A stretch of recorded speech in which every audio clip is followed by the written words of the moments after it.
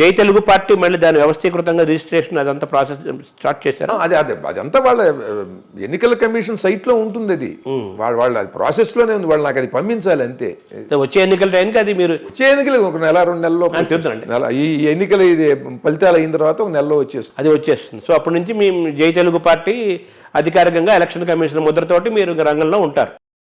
ఇప్పుడు మొన్న ఎన్నికల్లో మీరు నిల్చున్నారు, జనంలో కలిశారు, ఓటర్లను కలిశారు, మాట్లాడారు.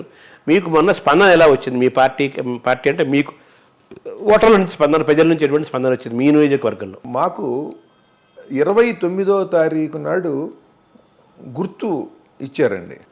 30వ తారీఖు నాడు పొద్దునకి బ్యాలెట్ పేపర్ మీద నెంబర్ కూడా ఇచ్చారు. అప్పుడు కానీ మేము కరపత్రాలు అవి వేసుకుని ప్రచారం చేయడానికి కుదరదు. 11వ తారీఖు సాయంత్రంతో ఆపేయాలి. అంటే 10-11 రోజులు మాత్రమే. అధికార పక్షానికి ప్రతిపక్షానికి ఏంటంటే వాళ్ళ జెండాలు, వాళ్ళ గుర్తులు అన్నీ ఉంటాయి. మేము జెండాలు ముద్రించినా మాకు 11వ తారీఖుతో తర్వాత మళ్ళీ మాకు ఉపయోగపడవండి. వాళ్ళకి ఏంటంటే పాత ఉన్నా కూడా ఉపయోగపడతాయి. ఒకవేళ ఇప్పుడు ఎక్కువ వేసినా కూడా మళ్ళీ తర్వాత ఉపయోగపడతాయి. అంటే స్వతంత్ర అభ్యర్థికి ఉండే ఇబ్బందులు చెబుతున్నారు. 2,77,000 మంది, 79,000 మంది చిల్లర ఉన్నటువంటి ఓటర్లని 11 రోజుల్లో ఒక స్వతంత్ర అభ్యర్థి కలుసుకోవటం అసాధ్యం. కానీ మొన్న నేను సోషల్ మీడియాలో కానీ కేబుల్ ఛానల్స్లో కానీ వీటిల్లో నేను బాగా కనిపించాను, వినిపించాను. నేను ఏమనుకుంటున్నానో చెప్పాను. ఇలా 10 రోజుల్లో రాలేను. పైగా ఇంకోటి, నేను తెలిసి వాళ్ళు ఇష్టపడి ఓటేయటం అండి. దానికోసం వెళ్ళి కలవక్కర్లా. మీకు ఇంకొక మాట చెప్తాను.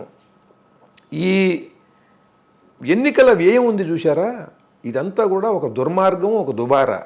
ఇదంతా కూడా వేస్ట్, నేషనల్ వేస్ట్ అంటారు చూసారా. జాతికి అనవసరమైనటువంటి ఖర్చు.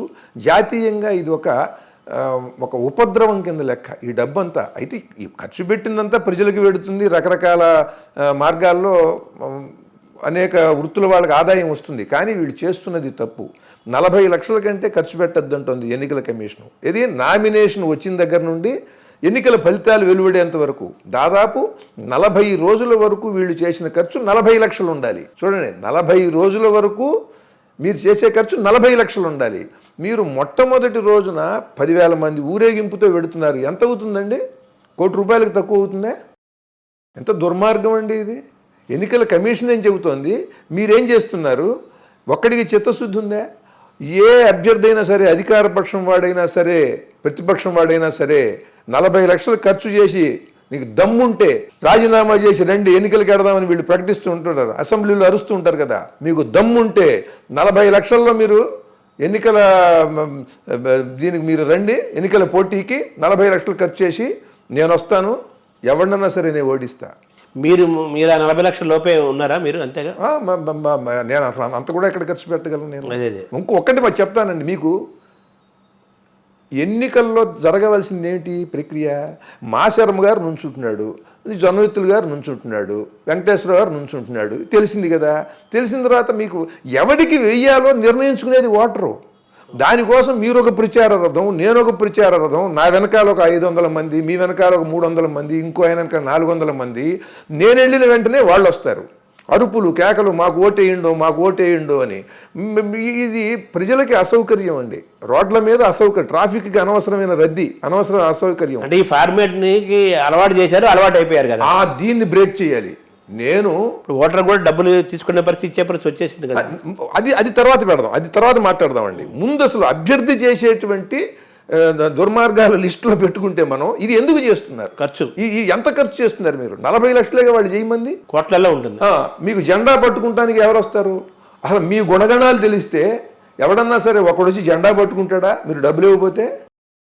మీరు మీ నియోజకవర్గంలో ఎన్ని ఘనకార్యాలు చేశారో, మీరు ఎన్నికైన తర్వాత అసెంబ్లీలో ఎంత అద్భుతమైనటువంటి ప్రసంగాలు చేశారో, అమృత మధురంగా ఎంత చక్కగా మీరు ప్రసంగించారో, ఇవన్నీ విన్నవాళ్ళు, చూసిన వాళ్ళు ఒక్కళ్ళు వచ్చి జెండా పట్టుకుంటారా? మీకు 70 మంది ఎవడో కదలండి అక్కడ. ఈ ఎండల్లో ఎవడొస్తాడండి అసలు? ముందు మీరు జెండా పట్టుకుంటానికి, మీకు జేజేలు కొట్టడానికి డబ్బులు ఇచ్చి మీరు మనుషుల్ని తెచ్చుకుని 300 మందిని 400 మందిని మీరు నేను గొప్పవాడిని, దమ్ముంటే ఎన్నికిరా అంటే, నేను నీకు దమ్ముంటేరా నా దౌర్జన్యం ముందు తట్టుకోగలవా, నీకు దమ్ముంటేరా నా ధనం ముందు, నేను ఇసిరే ధనం ముందు తట్టుకోగలవా అని వీళ్ళు ఛాలెంజ్ చేసినట్టు, నా ధర్మం ముందు తట్టుకోగలవా, నేను ఇంత అద్భుతమైనటువంటి ఆలోచనలతో సరికొత్త విధానాలతో నా నియోజకవర్గాన్ని రూపు మార్చేసా, నేను రా నువ్వు చేయగలవా అని అనగనుకున్నాడు ఒక్కడున్నాడా? అంటే మీరు విసిరే సవాలు ఏంటంటే దమ్ముంటే రా అని వాళ్ళు అంటున్నారు, నేను విసిరే సవాలు అంటే దమ్ముంటే మీకు ఎలక్షన్ కమిషన్ చెప్పిన 40 లక్షల ఖర్చుతో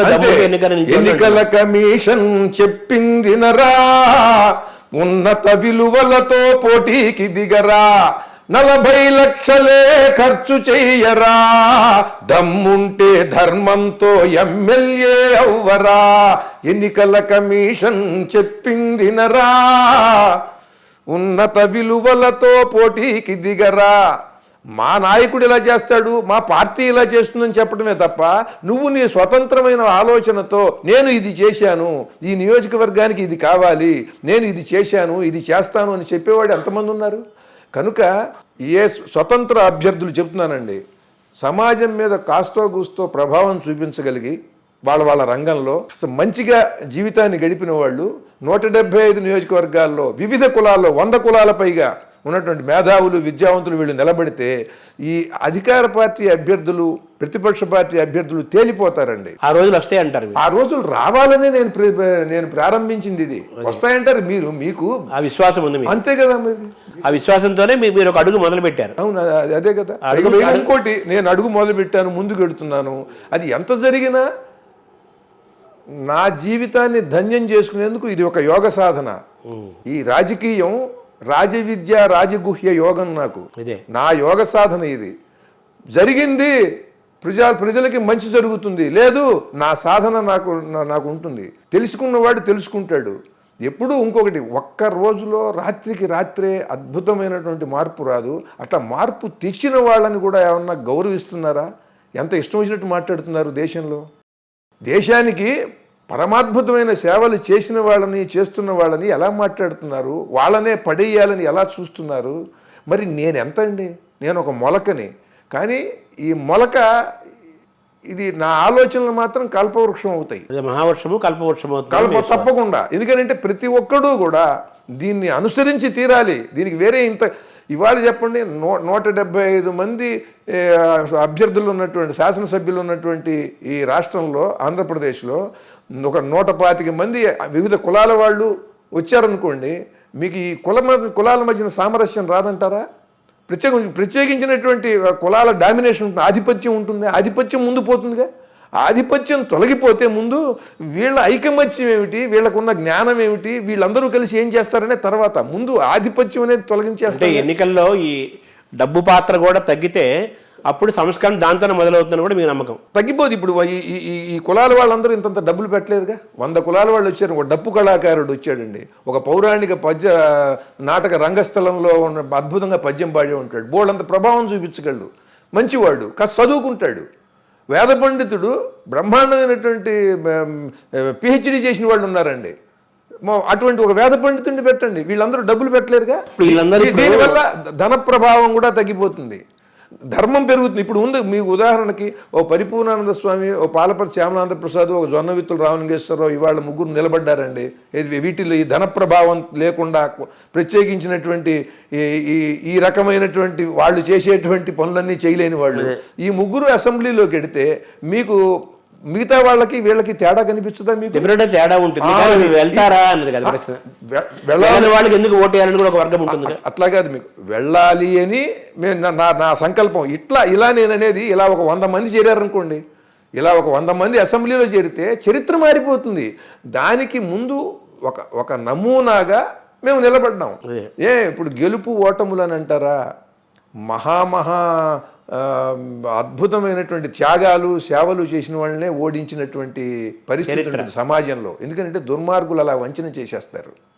ఆ వంచనలో ప్రజలు బలిపశువులు అవుతారు.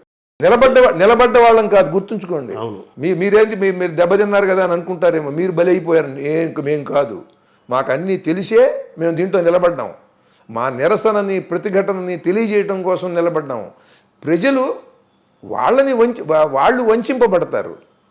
వాళ్ళకి మంచి చేయాలని వచ్చినటువంటి వాళ్ళని ఎన్నుకోకపోతే వాళ్ళు నష్టపోతారు. అంటే ఆ వంచనబడిన ప్రజల్లో నేను ఒకటిగా వచ్చానంటారు మీరు, అంతేగా? నిజం కదండి. వంచన పడిన ప్రజల్లో కాదు, ముందు అసలు నా సంస్కృతిని నాకు నా ఉపాధికి కల్పించలేదు, నా జీవితాన్ని ఉద్ధరించలేదు ఈ నాయకులు అని కాదు. నేను అసలు భావితరానికి శూన్యం ఏర్పరిచారండి. వాళ్ళకి ఒక సంస్కృతి అనేటువంటిది, చరిత్ర అనేది అందించట్లా. ప్రకృతి నుంచి వచ్చే ఒక ఫలం వాళ్ళకి అందించట్లా. గాలి, ఒక మంచి స్వచ్ఛమైన గాలిని పుట్టిన వాడికి అందించలేనటువంటి వాడు ఏం పాలకుడు అండి? ఏ సంక్షేమం ఇస్తాడు? గర్భవతికి సంక్షేమం ఇచ్చాడు ప్రసవం అవటానికి. ప్రసవం అయిన తర్వాత బయటకు వచ్చినటువంటి పిల్ల పీల్చడానికి సరైనటువంటి గాలి ఉందా? ఆ పిల్లకేం సంక్షేమం ఇస్తున్నావు నువ్వు?